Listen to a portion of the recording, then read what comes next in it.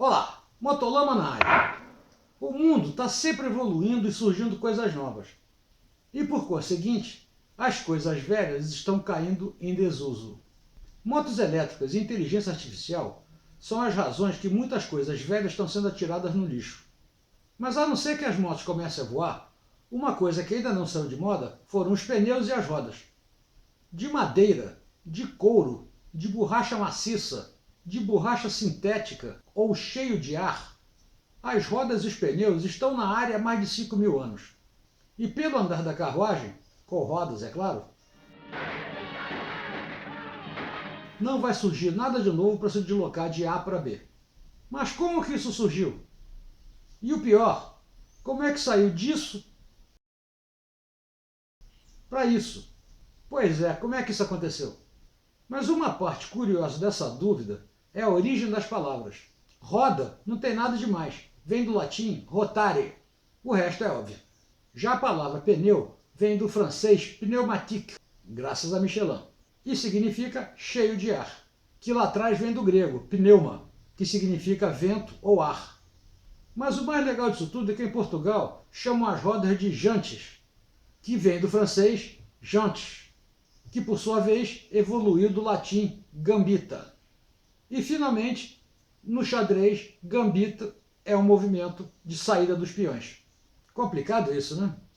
Mas o que tem isso a ver com a evolução dos pneus? Nada, é só curiosidade. Pneus hoje em dia são tão comuns que só nos lembramos dele quando a polícia nos multa por estarem careca ou quando fura. Hoje vamos contar como a roda, e o pneu por conseguinte, foram inventados há mais de 5.000 anos e evoluíram para se transformar nisso. Hoje temos provavelmente 1 bilhão de veículos usando rodas e pneus. Hoje o assunto é evolução das rodas e dos pneus. Quero aproveitar para agradecer o nosso novo parceiro, a Harley Rider. Valeu, galera! Motolama começando agora! Minha moto venenosa vai passando lá na roça e as vaquinhas... Olá, sou Arlidão, piloto de rally e enduro e nas horas vagas editor do Motolama. Todo meio de transporte, de uma forma ou de outra, tem rodas. Carroça tem rodas, avião tem rodas, navios têm rodas, o trem tem rodas e até motos têm rodas. Ou seja, as rodas têm um papel importante na evolução da humanidade. Da mesma forma, o Motolama é importante para a evolução do motociclista. Então, para não perder o trem da evolução, verifique se está inscrito no canal, dê um like evoluído e compartilhe esse vídeo com todos aqueles que querem saber como é que a roda surgiu. E não deixe de visitar nossa lojinha. Tudo com frete grátis. Provavelmente tem alguma coisa que te interesse lá. O link está aqui embaixo na descrição. Uma das perguntas mais antigas que a gente ouve é quem inventou a roda? Vamos tentar chegar numa conclusão de quem e como foi. Nossa história começa há muito tempo atrás, lá na Mesopotâmia, a grosso modo onde hoje é o Iraque. Supõe-se que o primeiro uso da roda não foi para transporte, mas sim como roda de oleiro. E essas rodas eram usadas para fazer cerâmica na época. Afinal, era mais importante a comida do que sair barbarizando com as rodas pelas ruas da Babilônia. E como toda invenção é inspirada pela natureza, os potes de cerâmica pelas cuias de coco, até os aviões foram inspirados pelos passarinhos. Mas nada na natureza, nenhum animal, ave, planta, peixe, se move de alguma forma que lembre uma roda. Mas o primeiro uso de algo redondo para movimentar alguma espécie de carga foi usando troncos roliços embaixo da carga. Mas isso dava um trabalho pusto. Toda hora tinha que tirar o tronco lá de trás e passar para frente. E isso sem falar na dificuldade de direcionar a carga. Os caras resolveram então que usar uma espécie de trenó era melhor para dar a direção para a carga. Aí um Einstein da época sugeriu que se colocasse os troncos embaixo do trenó, ficaria muito mais fácil de puxar a carga. Show de bola! E com o trenó sendo arrastado sobre os troncos, começou a gastar um sulco no meio do tronco, transformando o tronco no que seria uma roda com um eixo. E as descobertas arqueológicas comprovam essa teoria, pois o veículo mais antigo encontrado tem roda e eixo feitos a partir de uma única peça de madeira. Mas como nada na vida é fácil, com o eixo muito grosso, o atrito era muito grande embaixo da carga. E para complicar, como as duas rodas e o eixo eram uma peça única, para fazer curva era difícil para raio. Mas como tudo tende a melhorar, a última tendência foi o eixo ficar fixo com a carroça e as rodas girarem em cima do eixo. E isso permitia que as rodas girassem a velocidades diferentes, facilitando muito em fazer as curvas.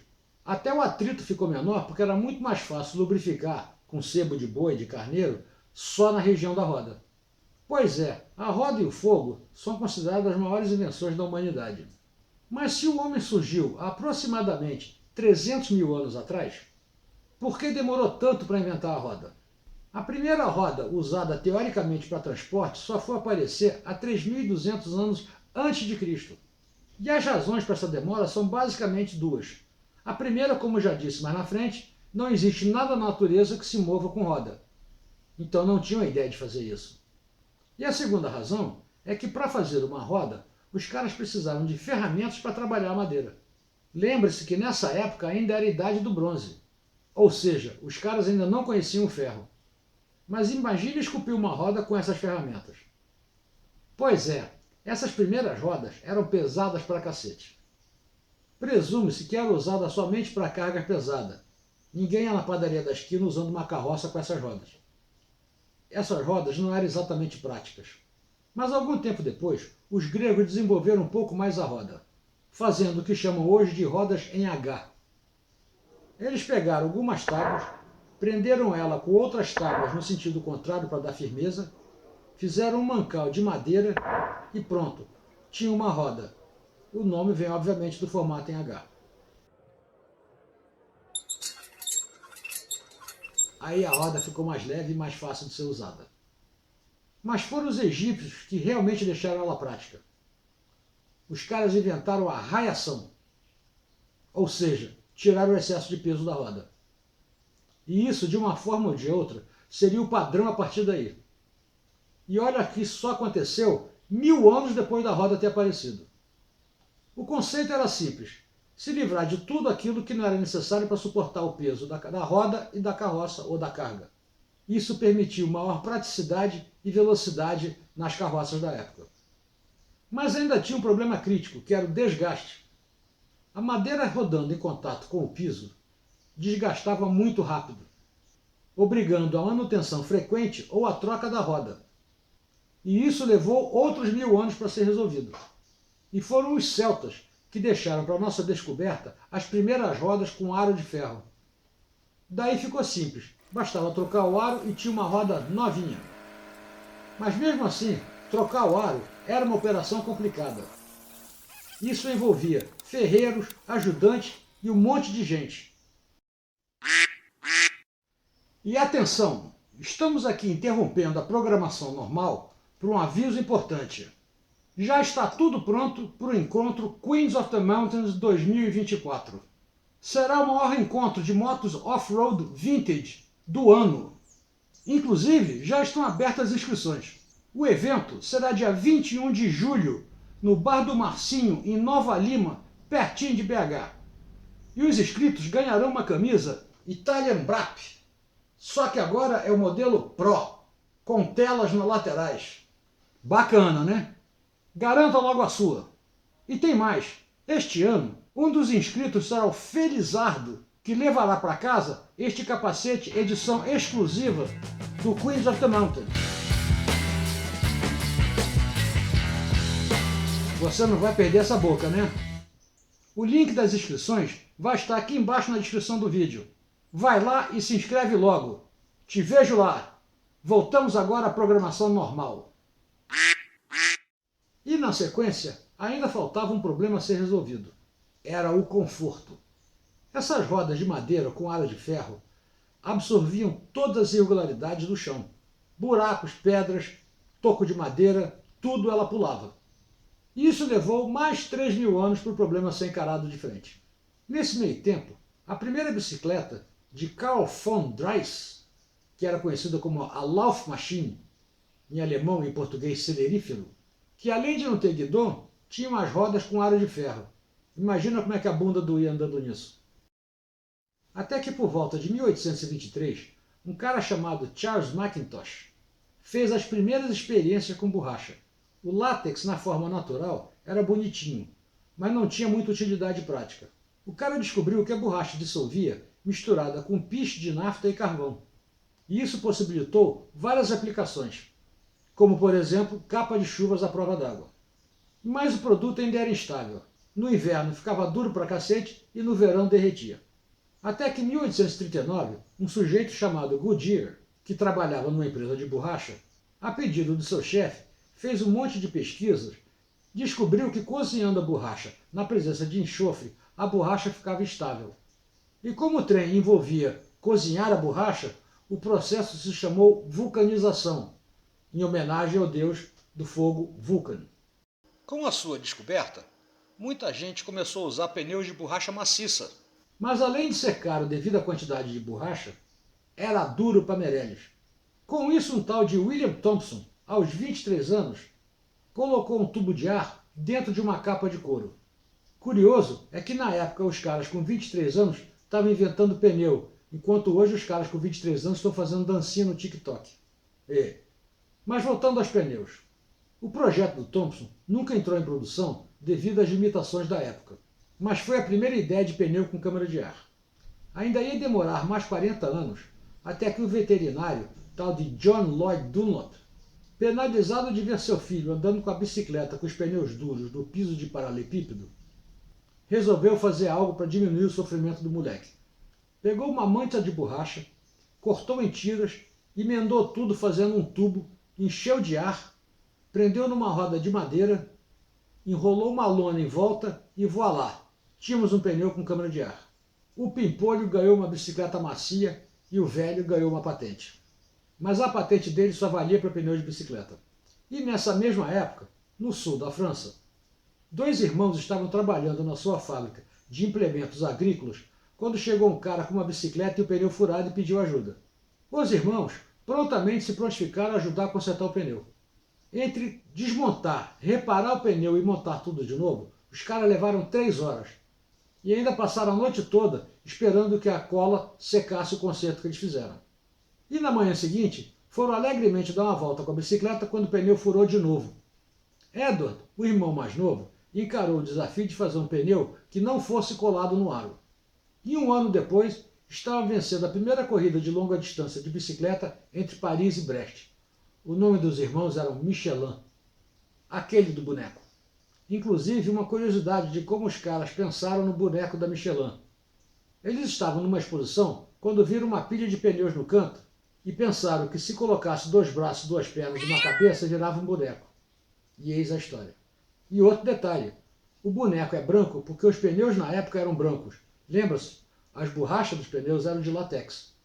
Foi só por volta de 1913 que começaram a adicionar negro de fumo na borracha para ficar mais dura. Que diga-se passagem, quem inventou isso foi a B.F. Goodrich.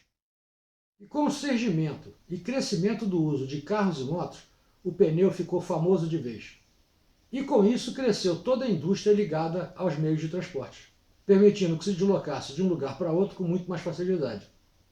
E para facilitar essas viagens, surgiu a Harley Rider, que fabrica bolsas e alforjes para viagens de moto. Os caras fabricam de tudo que você precisa para carregar seus bagulhos nas suas longas viagens. Desde pequenas bolsas para carregar suas ferramentas, até alforjes enormes que dá para carregar metade da bagagem que sua esposa leva nas viagens. E tudo fabricado com material de alta qualidade por quem tem anos de experiência em viagens de moto. Visite o site dos caras e ver a linha de produtos que eles fazem. É muito legal. O link está aqui embaixo na descrição. E a última novidade da Harley Rider são as bolsas Pantanal. Além de ter uma pegada sustentável, como o próprio nome já diz, dentro da bolsa cabem 25 litros de tranqueiras da patroa. E são fabricadas de forma a ser intercambiável entre seus brinquedos. Ela só sair da Harley e ir para o scooter, que está tudo certo. E como ela apoia no banco, nem o garupa vai se incomodar com ela. Brother, o trem é bacana. E tem mais. Se quiser ganhar inteiramente grátis um desconto, use o código MOTOLAMA5, que você vai ter automaticamente 5% de desconto na compra de qualquer produto da linha. Assim fica fácil. O link está na descrição. Mas voltando aos pneus. E esse novo formato de pneus tinha ainda uma dificuldade restante, que era prender o pneu no aro. Lembra que o pneu do Dunlop era enrolado no aro. E como a qualidade das estradas na época era pristina, o trem furava toda hora e era uma dificuldade de consertar. De 1889 a 1895, surgiram 1 zilhão de patentes de maneiras de prender o pneu no aro, mas nenhuma era boa o suficiente. Até que surgiu Thomas Jeffrey, com um sistema conhecido como clincher, que é basicamente o que usamos hoje em dia para prender o pneu no aro. E com o aumento de uso de carros e motos, veio a demanda por mais pneus. Veículos mais rápidos pediam melhores pneus. Isso para ter uma viagem mais suave e segura. Foi nessa vibe que por volta de 1917 começaram a adicionar negros de fumo nos pneus para os pneus ficarem mais duráveis. O negro de fumo é resultado da queima de carvão e de outros compostos carbônicos. Isso misturado com a borracha, além de deixar o pneu preto, evita os danos causados pelos raios ultravioletas. Ajuda a dissipar o calor gerado pelo motor e, fundamentalmente, aumenta a vida útil do pneu. Mas durante a guerra, quando tudo era difícil de importar, o Japão detinha 90% da produção de borracha do mundo e não estava disposto a exportar para ninguém, a Alemanha começou a pesquisar a borracha sintética. Afinal, os veículos militares precisavam de uma quantidade enorme de borracha. Para você ter uma ideia, um navio de guerra precisa de 75 toneladas de borracha para ser produzido. E um patinho de borracha apenas 100 gramas. É mole? Vai entender. E como a necessidade faz o sapo pular, e em 1942, portanto no meio da guerra, as empresas americanas produziam 2.200 toneladas de borracha sintética por ano. Até que em 1945, as empresas já estavam produzindo 920 mil toneladas por ano de borracha sintética. É borracha sintética pra cacete. Com o fim da guerra, 2 evoluções mudaram os pneus bastante. A primeira foi os pneus sem câmara, que só chegariam na moto muito recentemente por conta da fabricação de aros de alumínio para as motos. Lembra, pneu sem câmara, numa roda com raios, ela vaza pelo furo do raio, então não funciona direito. E ainda em 1946, a mesma Michelin reavivou uma patente de 1915 que estava abandonada. Com isso surgiu o pneu radial, que viria a melhorar e muito a segurança dos automóveis e das motos. Nos novos radiais, as lonas ficam no sentido da rodagem e oferecem maior estabilidade e segurança direcional nas curvas. E ainda começaram a usar lonas metálicas, aumentando a resistência dos pneus a furos e rasgos. Mas ainda assim, os furos de pneus são sempre uma ameaça que paira no horizonte, principalmente numa competição onde não se pode parar para trocar um pneu. É aí que surge outro grande passo da evolução do pneu, a Big Mousse. Ela foi desenvolvida nos anos 80 pela Michelin, visando principalmente o Rally Paris-Dakar. Mas como tudo na vida tem um lado ruim, um dos problemas é o preço dessas mousses, são muito caras. E o segundo é que como ela não leva ar, ela é uma espécie de espuma, com uma densidade equivalente a de 13 a 15 libras, ou seja, é muito pouco para usar na rua, ótima para fora de estrada, mas para andar na rua não serve. E na onda da mousse veio a câmara tubeless, que é basicamente uma câmara pequena de alta pressão que fica quase colada no aro, permitindo que o resto da área interna do pneu seja calibrada com baixa pressão. A grande vantagem disso é que se o pneu furar, você não fica totalmente no aro. E a segunda vantagem é que você transforma um pneu com câmara em sem câmara, mesmo com a roda raiada. E mais ou menos na mesma linha tem as câmaras reforçadas, que tem a parede bem mais grossa para dificultar o furo. Tem câmaras de ar com parede de até 8 milímetros. É uma ignorância de câmara de ar. E finalmente, na evolução dos pneus, vem a série Airless, não pneumáticas, ou seja, sem ar. Vários fabricantes, como a Hankook e a Bridgestone, já estão trabalhando nisso há algum tempo. Já fizeram até quadriciclo com esse sistema. Mas a moto, nada ainda. Mas pelo que eu entendi, o trem só funciona em baixa velocidade e é muito pesado, apesar de que já fizeram até para bicicleta. A Michelin também tem um projeto nessa mesma linha, mas ainda está em estudos. Vamos ver o que vai sair. Pois é, enquanto não inventarem um carro que voa, sem problemas de tráfego aéreo, os pneus vão fazer parte da nossa vida ainda por muito tempo. Aliás, mesmo no carro que voa, tem que ter pneu. Em algum momento ele vai ter que pousar. Daí precisa do pneu para encostar no chão. Então é isso. Espero que tenham gostado de saber da evolução das rodas e dos pneus. E se gostou, dê um like, compartilhe esse vídeo com todos aqueles que querem saber essa mesma história. Até semana que vem, um abraço, fui! Minha moto venenosa.